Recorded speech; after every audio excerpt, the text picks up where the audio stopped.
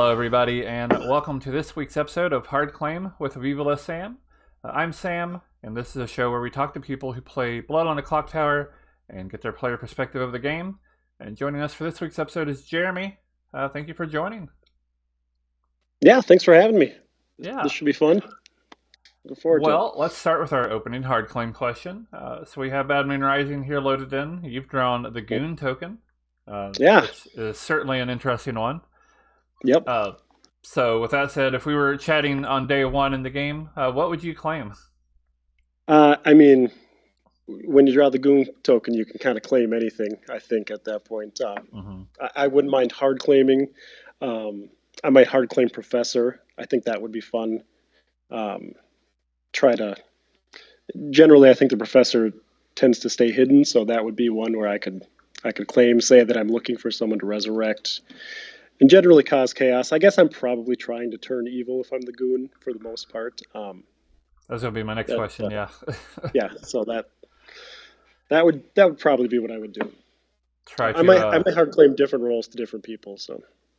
Yeah, try to bait a kill or otherwise a target from evil. Yep. Yeah, for sure. Yeah, Goon's a great role with, I mean, very minimal responsibility, just to have fun with, and if I'm feeling like I want to play for good, then you just tell people to keep you good. So. My main thing is I never like to get executed. So I think a lot of times when you say you're a good Goon, town just wants to kind of lock you in. So yeah. So rarely I would do that, I suppose. But I guess the trick to do that is do that while you're evil.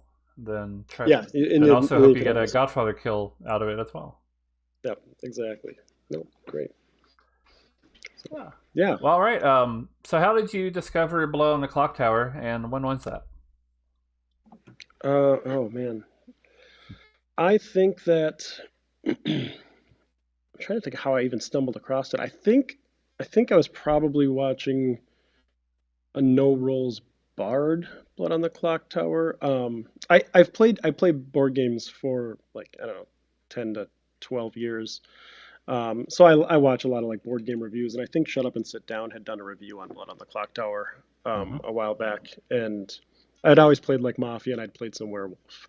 So I thought it looked interesting, but then I never really heard much else about it until I saw that. And then I found some other videos on YouTube, and then I think it was Hella had a thing, like had posted in the comments maybe on a video to like sign up for some of her games.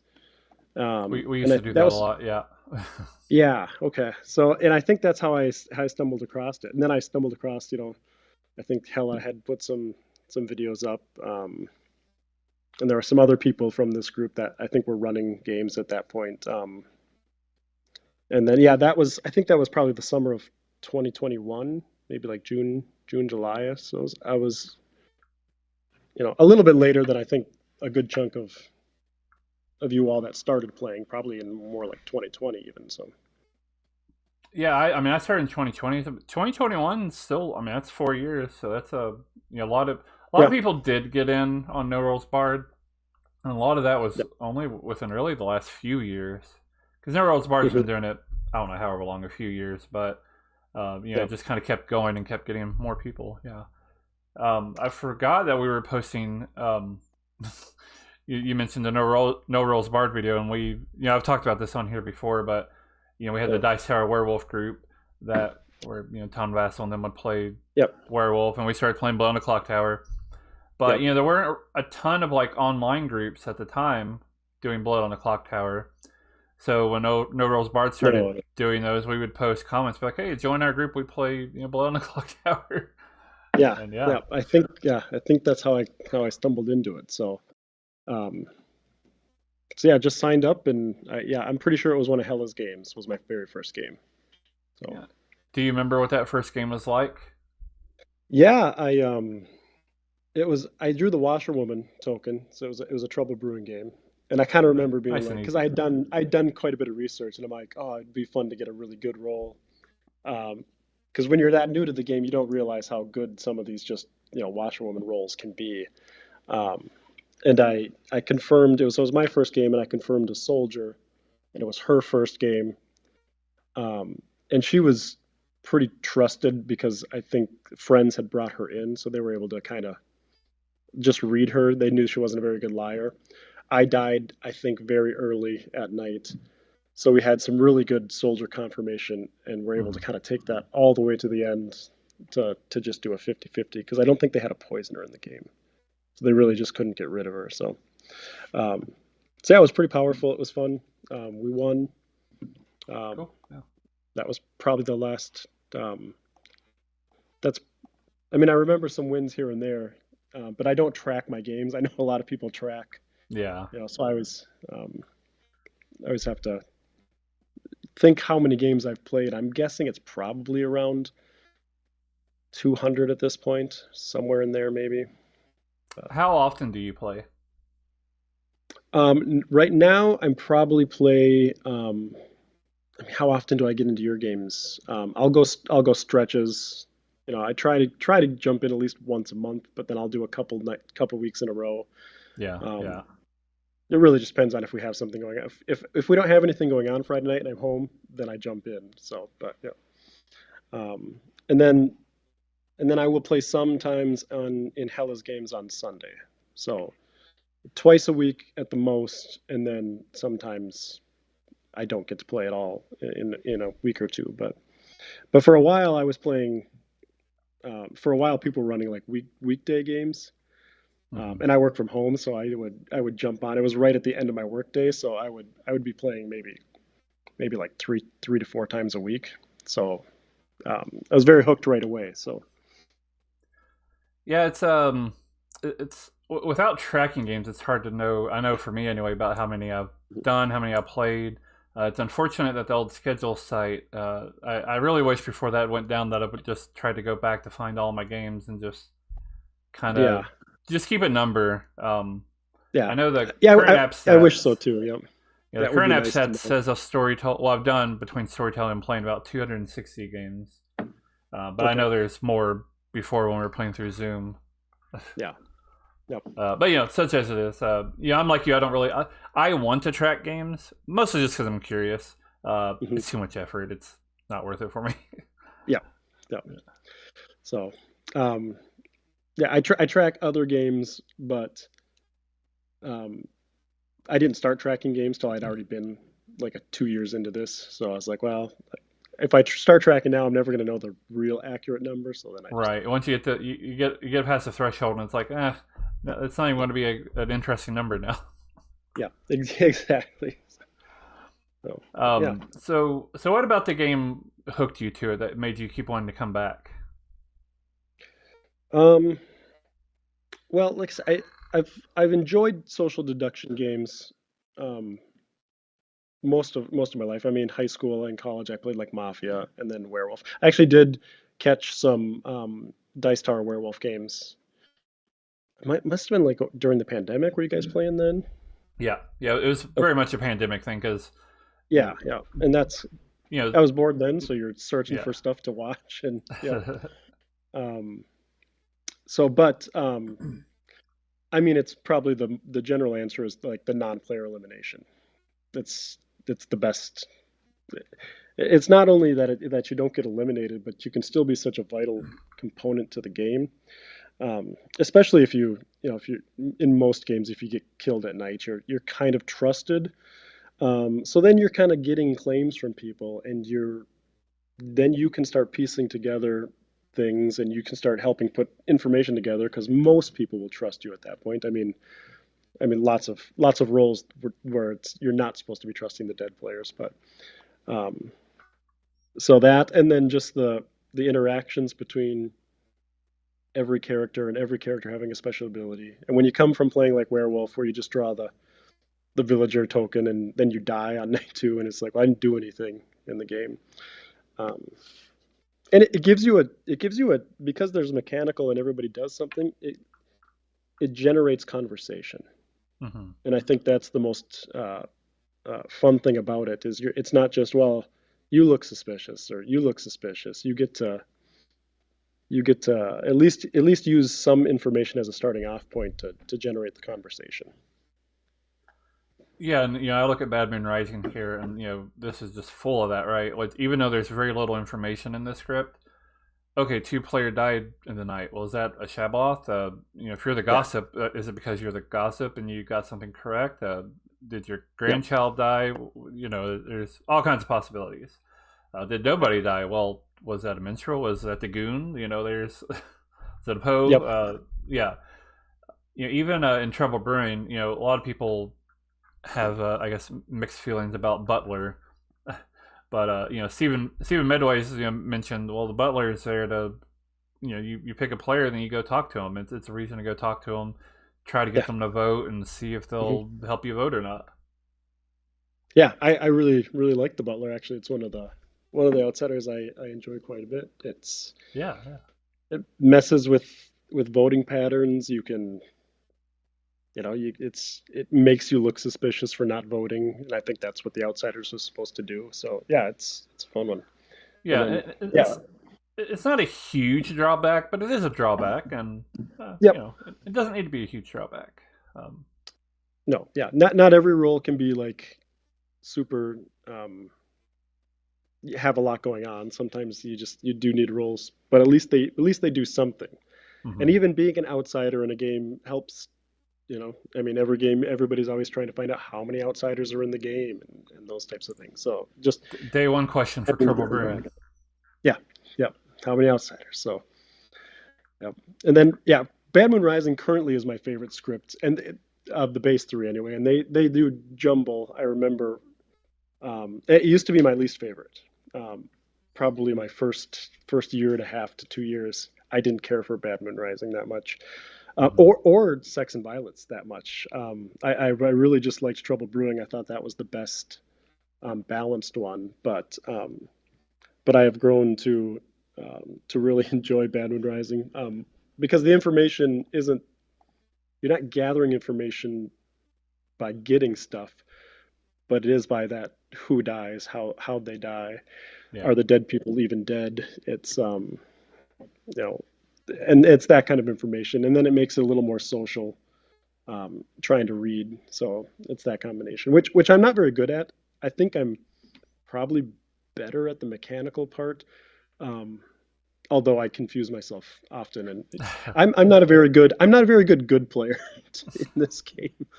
Um, it's I probably don't listen enough to my fellow villagers and their information. So, but yeah, it's always funny to see different players because and some are, I guess, better than others, but like you'll see a player and they'll somewhat confidently have a world, and like sometimes it's just like, wow, I can't believe he got that right, or other times it's like yeah, he's way off. yeah, yeah, yeah, And as a storyteller, that's part of my fun is sure, see the world everybody's building, and if they, like I said, sometimes they nail it or have it close enough, then sometimes it's just really wrong. Sometimes they have it mostly wrong, but the one piece that they have right is who the demon is, and that's all you need. that's it, yeah, no, for sure, You also mentioned about it being, you still having a role in the game while you're dead, and I think to the there's a new player sheet that the storyteller is supposed to read to brand new players, and it mentions you're still a part of the game when you die. You lose your ability, you can't nominate, but you still have a Mhm. vote. And in fact, most of the time the game's going to be decided by the votes of the dead players. So that's Yep, always why it's in. Some people have the meta, and probably in our early days we struggled with this a little bit. You want to talk to the dead players because yep, if you're on the good team, you need them on your side. You're the evil team. You need them to be going for somebody else. So yeah, yep, even and think about Bad Moon Rising. One of my favorite travelers here is the Voodon, because uh, yeah, it's very much you have to talk to the dead player. You also have to talk to the traveler. mhm, they're yeah, the whole dynamic changes there. yeah, So I think it's a good example of a from Bad Moon Rising where it really tries to do that. yeah. Vunan is a fun one in this script. So yeah, um, even in the Sex and Violence script, Vigo's in that one, right? Yeah. Yeah, Vigor Mortis. Yeah. Vudon's always a fun. a fun one to have in there, just because it's like, well, what do you do now? Yeah, I don't know if I'd ever put Voodoo in SMB. I've never really thought it through, but a lot of the recommended travelers in the base scripts don't really connect well to the other scripts. Sure. Um, but yeah, travelers, I guess, could be a whole other conversation that I don't really talk about Yep. much on here, but I do try to feature them on my stream at least. And Yeah, I think we have travelers almost every like maybe the last 10 games I've played of your stream. I think there's probably been a traveler, and that's fun. It just brings a little bit of different dimension to the game, and yeah, it's I always a always good see them time. as an accessibility tool. The most obvious is if somebody comes in later, it leaves early. Yep. Um, but I somewhat regularly have players be like, you know what, I had a rough day, but I still want to play Clocktower, but I don't know if I can just handle being Hmm. the demon. So, Yeah. they always say travelers are maximum power, minimal responsibility. Yep. For So if sure. somebody says to me, "Hey, I've had a rough day. Can I be a traveler?" Or maybe they played in the first game and it was just kind of a rough game for them because Yep. they're the demon or maybe they're the good player who all the cess was getting thrown on. Yep. It happens. They're not upset about it or anything, but they're like, it's rough. Can I be a Yep. traveler next time? I'm like, I don't even think about it. I say, sure. What traveler do you want Yep. to be? Yeah. No. Absolutely. Have you had the opportunity to play in person? Um. So before the game shipped, I kind of made just a custom one with just the Trouble Brewing script and Mm. ran a bunch of games for my daughter who's in high school, and she would have a bunch of friends over and we would run games. Otherwise, I've only played twice in person. Um, once like a couple years ago, and then once last How summer. So how do you think those games went? Like, especially compared to like um, online. yeah, they went good. I enjoyed them. I don't know if I'm in the minority here, but I actually think I think I prefer it as an online game, which is I don't think the norm, and I know the game is designed to be played in person, so it's kind of weird. Um, but and maybe it's because when you play in person, it's just different. You have to like you're whispering, and you know I like if I'm evil for sure. I like to make plans with my evil team, which is part of the fun, and it's hard to do in person. Yeah, Um, yeah, and um, I just think in both games I've played, at least, I think there were maybe some distractions that were going on a little bit, and that might have been part of the problem. But I do enjoy it a lot as an online game. And if I'm getting together with groups of people, I'm often playing other games. So it just fair doesn't it's enough. not one that comes up that much. Um, but it would be and they've all been a good portion of them have always been new players. So I haven't played a in-person game with a lot of experienced players, and that might make a big difference. Yeah, it could be. I would definitely say it's probably a minority take, but Hmm. not. It's one I've heard before. Some people just really like the private whisper Yeah. system, so to speak, which Hmm. you kind of have to have online because there's Yeah. no real way to do it I otherwise. And yeah. some I'm people do also not. play that way in person. They kind of like copy the online game, which is kind of funny because the Yeah. online game is based on the in person game, but then people start playing the in person game based on the online Sure. game, and yeah, Yeah. I'm not a big fan even with like Mafia and Werewolf of like putting your head down in the night phase and just kind of sitting there for long periods of time. Whereas when you're online, at night I can be on my phone, I can be doing stuff, getting things done, or even having some work on the side. Um, so I just kind of got used to that, and because I know I even played like a couple of the Dice Tower Werewolf games, and part of the reason that those were so rough, I was like, well, you have to keep your face down in front of the camera, sometimes for a very long time, and it's just yeah, like, oh, yeah. but so I like that about it. But yeah, Well, one of the nice things about Clocktower, at least, and and this is true in person too. And this is why I was glad that we got the official app where you could stay in town square and talk during the night, and yes, that that way is nice. I Hmm. tried doing that with Zoom, but the chat function of Zoom was very not Yep. good. So Yeah. yeah, so but no, for me at least, that's one of the nice things about Hmm. online. I mean, about the game Yeah. in general, both in person, online, being able to talk at Yeah. night. Now it's funny when they were coming out with the app. I remember a lot of folks, and maybe even me included, was kind of like, do they really need an app? Like Zoom works just fine. And now I'm just like, oh man, Zoom. I would never play in Zoom again. The app is Yeah, great, it was very fantastic. clunky. Yeah. Um, the whole reason, most groups still cap their games at 12 players.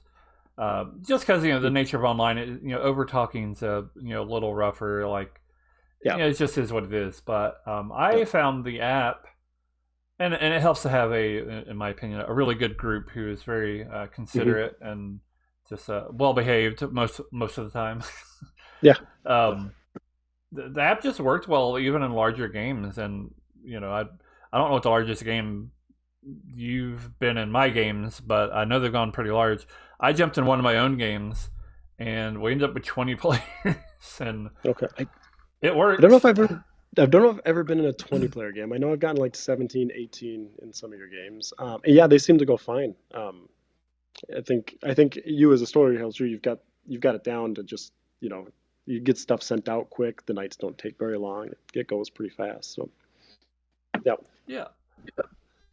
Yeah, I don't know. To talk about myself for a moment, I do like in-person games a lot. I always say, and I've said this a million times on here, so I don't know why I keep saying it, but whatever, it's my line. Uh, playing the playing the game online made it my favorite game of all time, like easily, hands down. And then Hmm. in person's even better. Okay. Yeah. Yep. My take Yep. on it, anyway. Yeah. No, I mean, it's fun in person. Don't get me wrong. Yeah, yeah. I think maybe it's just the flexibility of online that I It is enjoy. nice, yeah. So, but yeah. Yeah, it's really a lovely to play with people from all around the world. I have people Hmm. from UK and Australia, and I've had people from other parts of the world play. It's Yeah. really fun. And then, of course, there's the ease of access to custom scripts.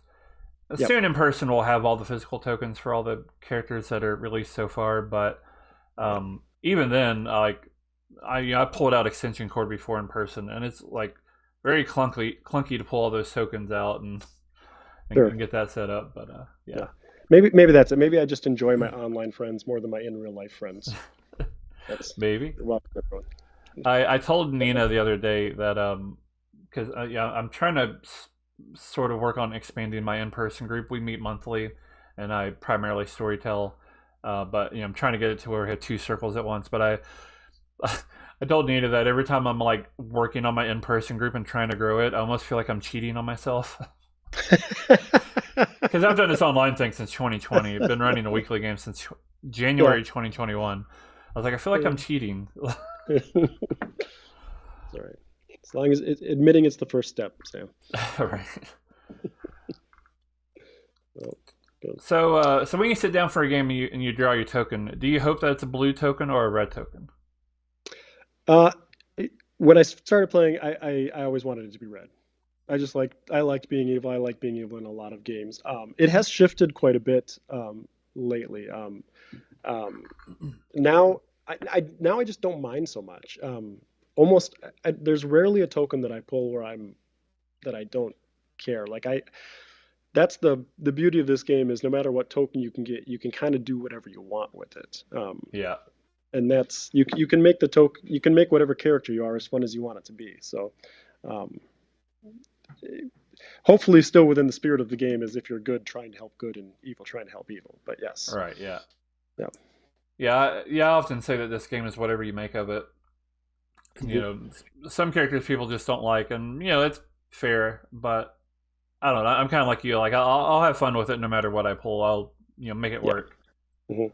Yeah, I tend to play a little bit contrarian at times. I generally don't like to do what the meta is, um, but I try not to hurt the team that I'm on by doing Mm-hmm. it. I don't know if I'm always successful, but if I'm doing something that seems out of character, in my head I usually have a good idea for it.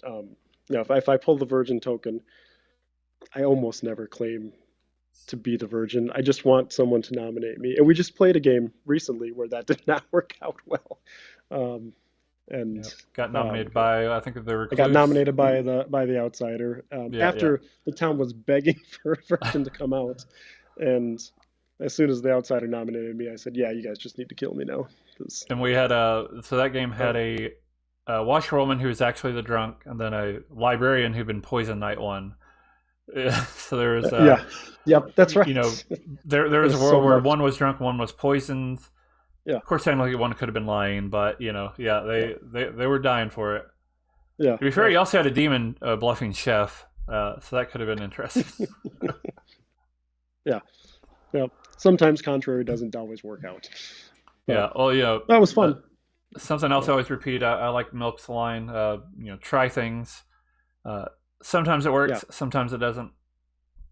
Yeah. yeah, and that's one thing I did early, and I've done that with other social. I try to play the same kind of easygoing, kind of energetic style, whether no matter the character. Um, because it is a social game, and Yeah. while I'm not very good at social reads, there are some people that we play with that are very good at social reads, and early on would be able to tell when I'm evil, when I'm not evil. So you had to I had to make sure that I'm doing the same thing either way, including when you get nominated. And I think that's the biggest tell sometimes is how Mm-hmm. you respond when you get nominated, um, being evil or not evil. So I'm thinking of one person in particular who, whenever they're good, and I'm thinking of Lynn.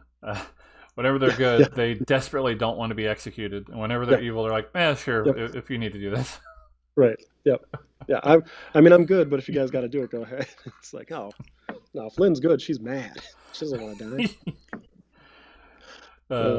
Somebody in the Twitch chat last Friday, Lynn was kind of. I don't think she was being overboard per se, but somebody in chat was like, "She's salty," Oh, and I was yeah, like, "That's part of the charm of Lynn." yeah, you're right. I mean, there's a few players that you get, they get a little emotional, and it was I was playing I was just playing in a game with Hella, and I was the good twin with Simon as the evil twin, Mm, yeah. and nobody believed me, and I'm kind Oh of no. laying it on pretty thick for Simon. I'm like, give him his Oscar. I mean, he's got the game won, and somebody that was watching the game messaged me afterwards, and they're like, "Oh, that was so brutal. I felt so bad for you." And I was like, I said I had a great time. It was so much fun um, just the back and forth. And they executed me and we lost, but still, it was fun. Yeah, yeah, and that's the Yep. important part. Hmm. You mentioned so kind of like first you always want to be evil, and then you've kind of like changed your mind a bit. And one of my favorite parts about this game is I'm in this about 4.5 years now, and I'm still like kind of evolving my philosophies of the game, both as a player and a storyteller. Um, I remember a time, 3 for 3 is just still like a very, very popular meta in the game, especially online. Our group for a Yeah, little while had a top half, bottom half meta. I remember that. um, Yeah, yeah, which sure, but I'm at a point. Yeah, I got to a point where I was like, 3 for 3 seemed kind of pointless. I'm just going to do 2 for 2s or hard claims, whichever. yeah. Uh, Funny enough, I exclusively do hard claims now, and it's not because I have a channel called Hard Claim. um, I'm kind yeah, of coming around to that line of thinking because the only way 3 for 3s are helpful is if everybody's honest in them, and then you can like start deducing if you hear the other rolls somewhere else. But not everybody's ever going to be honest in them, so they yeah, don't it's really do that much. So I'd rather have a hard claim, and you're either lying or you're not lying. Um, I just and I think for the most part, the meta's gone away where it's like, well, we need to execute double claims, or that person lied to me, so they must be evil. People have realized there's good reasons for good players to lie. So yeah. Well, it's supposed to be one of the things that Triple Brain teaches you, really. yeah, yep, Soldiers, Raven Keepers, they have yep. reasons to lie. Mayor, Hmm. yeah, yeah, and I swear I'm not just buying into my own branding, but but yeah, just I. Funny enough, the reason why I started thinking that 3 for 3s are, well, I mean, like I said, I already kind of thought 3 for 3s were useless, but I thought about it in terms of Madness. I saw a Madness conversation on Discord, and it really Mm, sat with me for a long time. This was like pretty recent, actually. And this is mm, what I'm talking about. Even this far in, I'm like evolving how I think about the game. So really, so if you think about where you first learn Madness, it's Sex and Violets, and it's a very mhm, information heavy script, right? yep, Madness is supposed to be misinformation, basically. yep, You know, if I'm a Serenovus and I make you mad as a flower girl, the game expects that you're going to be claiming flower girl, and oh, I got a yes yesterday. yep, Okay, well, who voted? And people are trying to work that out, and maybe you're in a double claim, and that's its yep, own misinformation. So yep. if you're in a game where people, at least for a little while, only do 3 for 3s, what kind of misinformation can you put out when you tell people that you're either Yeah, the savant, the flower girl, or the town crier? It's like, yeah. Hmm. and I kind of thought that's not much misinformation. Just like Yeah, when if you're doing a normal 3 for 3, you're not Sarah mad. yeah. You're not putting Well, out yeah, much information. So yeah, and then in turn, if you're a player that regularly does 3 for 3s or doesn't want to claim, but then you're Sarah mad, so maybe you are claiming. It almost kind of like, well, they're probably Sarah mad because they don't normally do that. But yeah, yeah, and that's kind of the flip side, and that's why I kind of that's some of the pushback that I get against it for at least some people, which is mm, fair. But also, I'm like, I don't know, is it really that bad? You're still putting out yeah, misinformation. Maybe it's obvious you're Sarah Nova's mad, and if they break it, mm, you get that execution, ends the day, right. get a Yeah, good player killed. So yeah, I I love Madness. It's one of my favorite things in the game. The Cerenovus is one of my favorite minions to play as, and it and if I get made mad, I do try to stick within the spirit of it. Like I want it to I want it to be an effective tool for the evil team. Um, but that doesn't mean that I can't try to get my information that I have out there in different ways. right. Um, but um, yeah, I enjoy. I think that you should probably start executing more on Sarah Madness than you do Sam in your games. But that's just my personal take. I have made several spiels recently. You've probably heard a couple of them by now. Yeah. It's very recent. So I have in the past tried to make a little bit more active effort, but Yeah. now I've like really doubled down on it, and Mhm. nobody's taken me up on it so far. Everybody's hard claimed and put out misinformation. Yeah. Yeah. Which is So which is good. Yeah. And that's yeah, because I think for a long time it was kind of treated as, well, as long as you don't say what you really are, you won't right, be executed. But the role is to make sure you're actively trying to convince the town that you're this thing. So yeah, but yeah. I'm putting in effort. Because I'm I just think kidding. it's fun. It kind of goes back. I keep thinking about thinking about the in-person game, Hmm. and you can see this if you watch. TPI has like a handful of videos, mostly old ones. So they have one that's like within the last few years where they're playing in person, Yeah. and it's not like No Rules Barred where Hmm. you go off into actual side rooms and have private conversations like you do online. No, Yeah. you sit in a circle, and most of the time you're in that circle, and then sometimes Hmm. you'll get up and kind of Yeah. whisper to each other and talk to each other, but the game mostly expects that you're there in a circle talking, telling what you Hmm. know or not. Yeah. And like I said, I think looking through Madness in that lens makes it explain it a better out more That's so true. than how you'd Yeah. normally see it. If Yeah. everybody's going around Absolutely. saying 3 for 3, it's kind of like, okay, well you're not putting out much immense info if you're mad, but if you're not mad, you're not putting out Yeah. any real info either much. Yeah. So It's also probably a bit of a hot topic. I mean, how do you feel about I don't mind Sarah locking people. Um, I don't mind that as an aspect of the game. I think if I get Sarah locked, because you're still getting your information, and when it's time to come out with that information, you can just break madness. You don't have to stay Sarah locked. yeah, And yes, you might die, but that lets everybody else know what that there's a Sarah Novus in play, and so. But I do understand that some people find it very unfun. yeah. So I try to be conscious about that if I'm the Cerenovus and I know that they don't like that. Yeah, that's the But tricky I do part. feel Yeah, like that can be a very effective way to, use that. And sometimes you're Sarah locking someone that doesn't even, they don't have any information anyway, so it doesn't matter. You'd could Yeah. potentially be doing yourself a disservice, but I played in a game once where it was a custom script, and I was a Sierra Novus, and I for a while had them. I think I had them Sherlocked as the juggler for a while, hmm and again this custom script. So about day 3 or 4, I made them mad as the drunk instead. So Nice. now they're trying to say why they think that their juggler information's bad. Yeah, yeah, Um, that's fun. See, that's fun. Oh, yeah. I don't feel strongly about the idea of Sarah locking one way or another. I have definitely talked to people on here who think it's not fun, and obviously that's very valid. And yep. and I'm glad to hear somebody who doesn't have a problem with it also trying to make sure that they're conscious of people who are, Sure. because Yeah, you yeah. know. So yeah, so it's a tricky thing. I agree it can be a good strategy.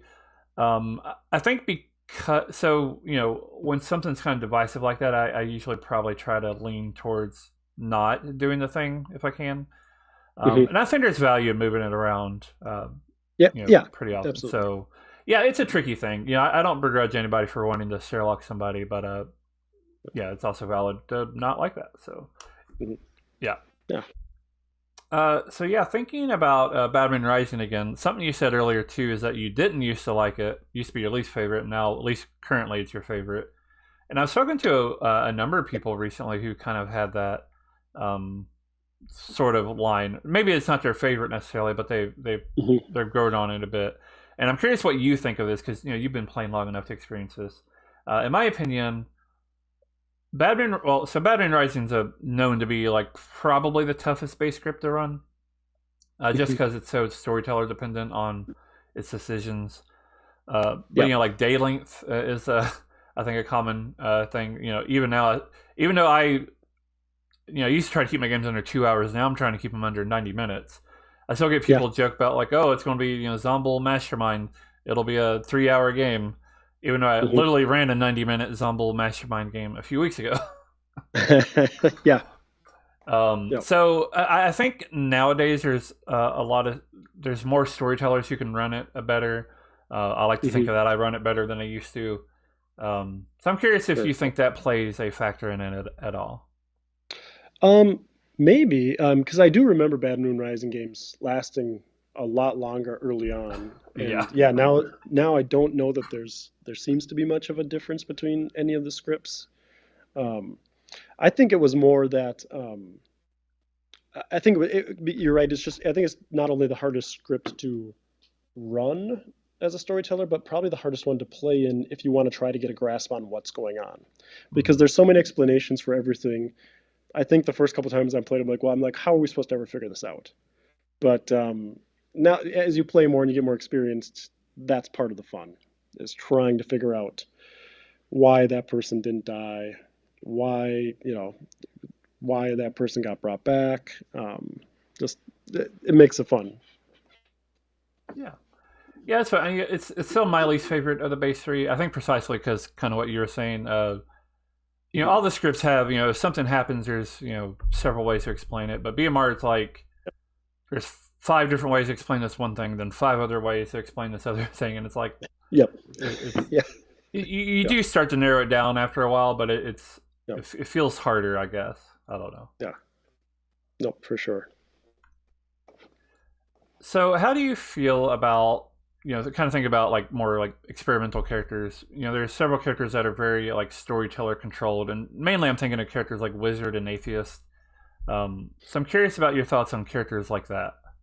Um, I don't really like the atheists that much. And that's not to say I haven't played in atheist games that were fun. Um, but atheist and then what's maybe like heretic, because those games in the end kind of boil down to whether or not you just trust the heretic or the atheist, and sometimes you don't even know if the heretic. Um, so it's so everything you've done up to that point is kind of like, even though I've enjoyed the ride, when I look back at it, I'm like, well, none of that even mattered. So, um, so those two aren't my favorite. The Wizard I haven't played with enough. However, we just played Sunday, and the minion was in Hella's game, and it was Grow. who was the wizard, and Grow wished that it would become an atheist game and that we would all turn good, which was Lovely. granted. So I was like, oh. But I at like least it. I knew because Grow was a minion and let me know. The penalty was that we we weren't allowed to know whether or not we turned good, the evil team. So it was kind of fun, but I was like, oh, you made the character I like the least. So, um, but I do think the wizard is could I see the value of it being kind of a fun little addition, if it's the right wish, right? Uh, with something so open ended, it could be awfully strange, but yeah, Yeah. but yeah, most characters I don't have big issues with. Um, I also tend to not like Poppy Grower that much, Yeah, that's another one I because like to ask about. Yeah. yeah, because I just think it does change the game enough to where it's, you know, I like that it's two sides against two sides. Or I mean, one side against one side. There's two sides, and I think with a Poppy Grower game, it hinders the evil team so much. Um, when I think the game most of the time leans a little bit to the good team, but I prefer the magician, which is also I think probably a unique take. Most people don't like the magician that I talk to, Yeah. but I like just that little bit of uncertainty.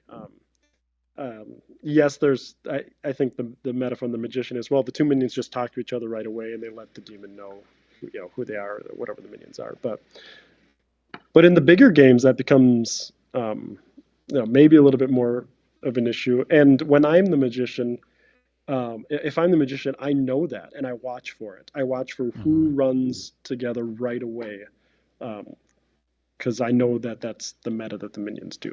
But probably not a popular take, but Yeah, well, yeah. I used to ask about specifically Poppy Grower and other characters all the time, just because I still like to bring them up because they're interesting to talk about. Not It's just not everybody's cup of tea, which makes sense. yeah. Magician, I think, can be interesting in the sense that I was here looking at this script and thinking about Lunatic, for example, but I was thinking about some of the characters that specifically play a lot differently in person. And you mentioned magician, the demon just kind of watching which minions go to talk to each other, Yeah, and that's something that would be harder in person, which I think is sure. No. one of the interesting things. Um, Yeah, that's probably true. I've only played Trouble Brewing in person, so yeah. But yeah, yeah, that's a good point. Lunatic is another one, like I said, that I Mhm. was thinking about in person because Yeah, online, because you have private chats, everybody, the lunatic yeah, just goes to their minion and then quickly realize, oh, I'm not the demon, I'm the lunatic. In yeah. person, that can definitely still happen, but it's where it's Mhm. harder to kind of connect. It can at least delay Yeah, it for about a day or so, which is really what lunatic is intended to do. yeah. Well, I really enjoyed for a long time making custom scripts. So I remember when the magician came out, and then I was like, oh, that's going to make the lunatic work so much better. Mm-hmm. So that was fun. But so yeah, just and that's the great thing about this game is, even with the experimental characters and everything, it's almost like to me, like a custom card game where you build decks for, which I love to do. So you just get to build scripts, and that's a lot of fun. Yeah, Um, like for me, I love the base scripts. To me, they're the most consistent experience, best balance. mhm. Um, but I think if it weren't for the experimental and characters and custom scripts, I don't know if this game would held my interest to quite the same extent that it has, now anyway.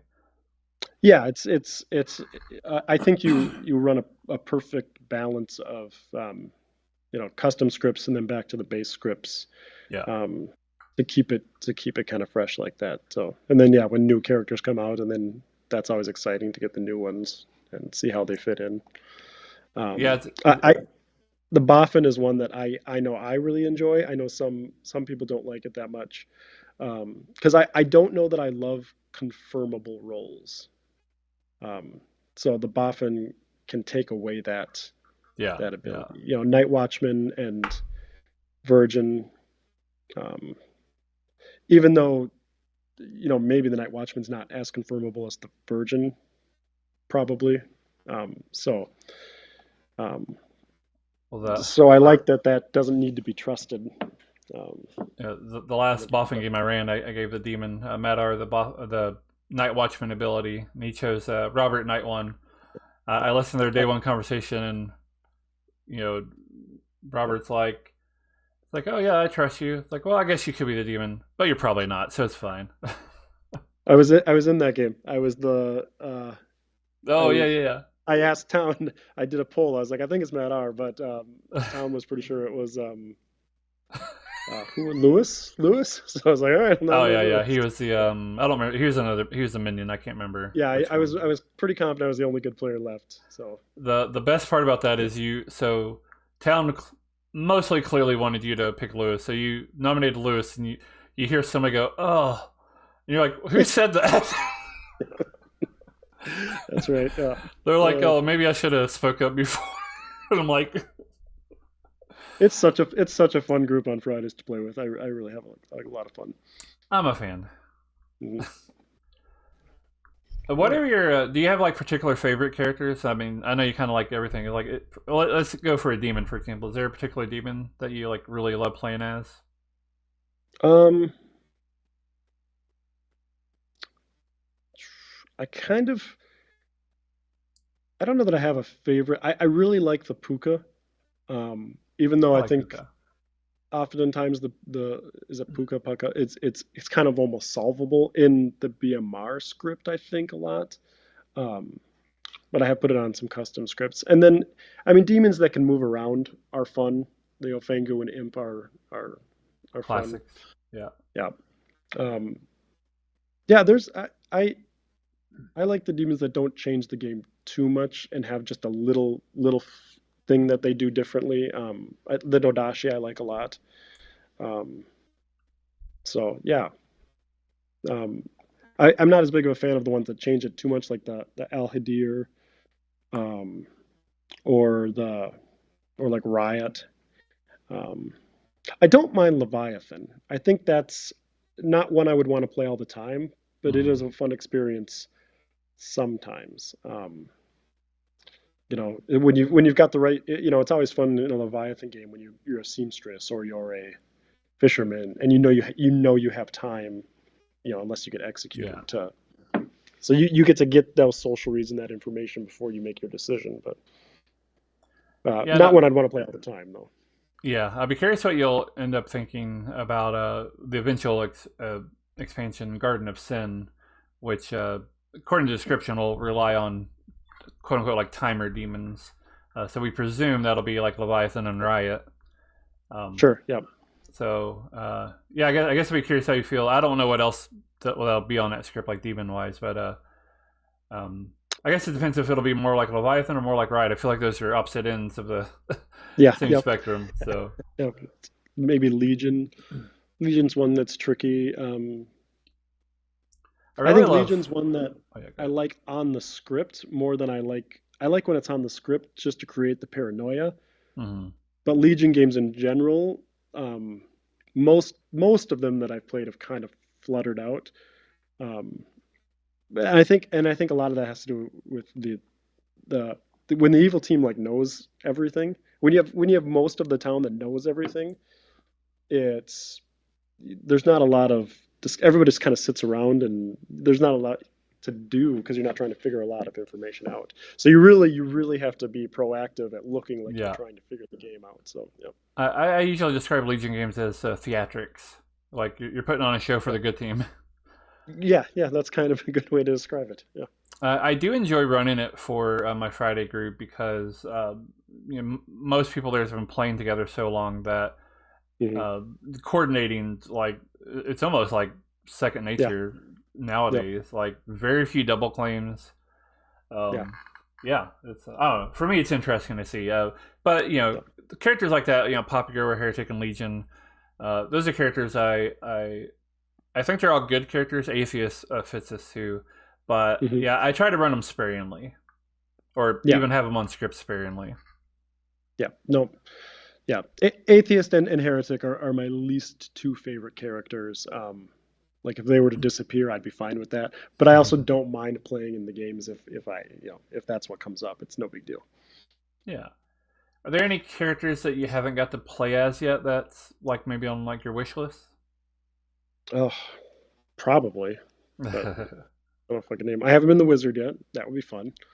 Um, I did get that I haven't. opportunity recently. That was pretty fun. Was it? What was your wish? I wish that each night I could choose players to swap seats. Also, as a Lord of Typhon game. Oh, I was in that game. That's Yeah, right. Yeah, I that's can't right. remember if you were in it or not. Yeah, yeah, that's right. The Yeah. fun part is Lewis was also the alchemist wizard, and apparently he had wished something like that there'd be different traveler abilities in play. Correct. Yep. So my That's wish right. just looked like his wish with like matron stuff going Yep. on. That's right. Yep. We were so Um, confused. that it wasn't really that. I think this would have been more useful in person. Um, Hmm. I mean, breaking up the Lord of Typhon line wasn't like that big of a deal, especially No. online when people could just kind of post the original seating order in the chat. Yep. What I That's tried true. to do, and I think not very effectively, I was trying to look around the Grim to see who was constantly Mhm. whispering to each other and then break them up. Sure. Sure. Sure. Yep. Like I said, I don't think that Uh, was very effective, but that was the goal anyway. yeah. That's fun. I like Yeah. the idea, even if I didn't think the execution really worked. Yeah. Um, yeah. The other the other two things that I'd be okay if they weren't there would be the spy and the widow. Um, Interesting. and I think I listened to someone say that the spy is not actually a very effective minion. Like it doesn't win a lot. Maybe it was on one of your Yeah. hard claim I episodes mean, even. it's something I repeat quite often. Well, not exactly. So it has the lowest win rate on Trouble Brain. Sure. Okay. I just especially if I hear the widow ping, because then it seems I don't know. It seems weird that the evil team knows everything, and then it's like I guess the good team all just kind of if they know it's a spy game, everybody just kind of hard claims. It seems like it switches the game up a little bit. Not it's not one that I like despise or anything, and I've been the spy many times, and it is I think it's helpful for the evil team quite a bit because you're able to build worlds because you know everything. So, um, but yeah, I just think it's weird because it's in the base script, so I feel like it kind of goes against the essence of the game a little bit. But obviously, it was meant to be there from the beginning. So, and Yeah, it's probably one that's way different in person because to some extent. you're just looking quick at a grimoire. You might forget things. You're not. It's um, not like online where you can take a screenshot if you wanted to, Right. and then you can, um, you know, sit and delve. But yeah, Yeah, I know part of the backstory of the spy is the reason they added the misregistration is because they found out that looking at the Grim wasn't really doing much on its own, hmm yeah, which I think is I fascinating. yeah I because I was playing with my daughter and high school friends when I made the custom one. That was the spy's only ability. I didn't let them look because I didn't have a very it wasn't nice, so they're not gonna be able to read my writing. It was being written down. So that was it, and it worked out. It worked out pretty well in those groups. I think that ability sometimes can be more effective. Yeah, well, and that's the intention behind it too. The thing about the spy, and this is going to vary from person to person, I guess, but especially for an experienced player, everything that the spy learns on night one, an experienced player can learn just by playing the game by like day two.